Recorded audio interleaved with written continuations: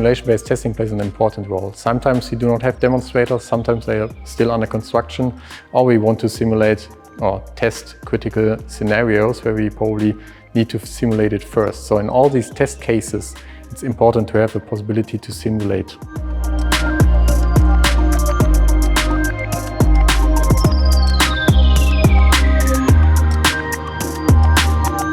So vehicle testing is changing a lot. It depends on the application and not least because of the upcoming transformation and also the new technologies. For example, ADAS or AD functions are getting more complex and also the test methods get more complex. There's a higher need for testing electric vehicles, and last but not least, there's a rising interest in the interaction between the vehicle and the human. And especially in this case, we can use virtual reality, for example, to simulate transferring of the driving task from the human to the vehicle or other way around to the ADAS function, for example, or even for testing drivability of electric vehicles. The partnership between IPG and our institute is very helpful.